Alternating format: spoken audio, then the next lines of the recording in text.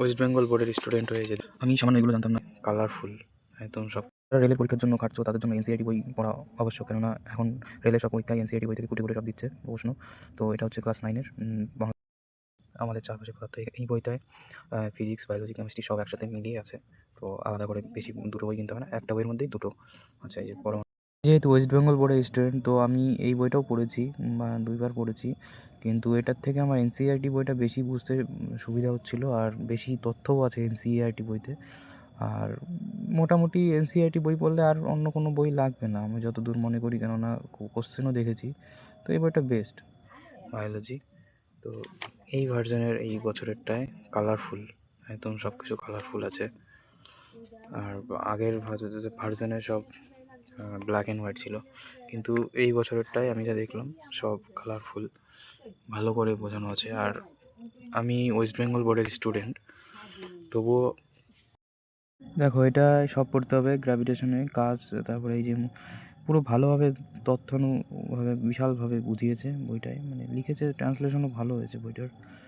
আর খুব ভালো কালারফুল আছে বইটা, বেশ ভালো, পড়ে পড়ে মজা হবে। এই এনসিআরটি বই না, মানে একটা জিনিস খুব ভালো, মানে এই চ্যাপ্টারে যা যা পড়েছো সেটা লাস্টের চ্যাপ্টার শেষ হওয়ার আগে এই যে তোমরা যা যা শিখলে এটা বলে আছে।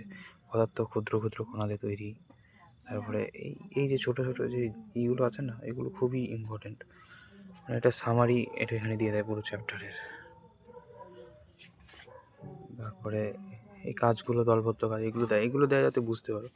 তো এনসিইআরটি বইটা খুবই ভালো।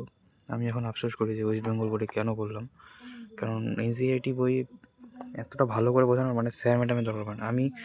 সামান্য এই যে আমি সামান্য এগুলো জানতাম না যে অ্যালুমিনিয়ামের সঙ্গে যেরকম এল মানে এলটা স্মল লেটার কেন, ক্যাপিটাল লেটার নয় কেন, তো এইগুলোও বলেছে মানে ডিটেলসভাবে।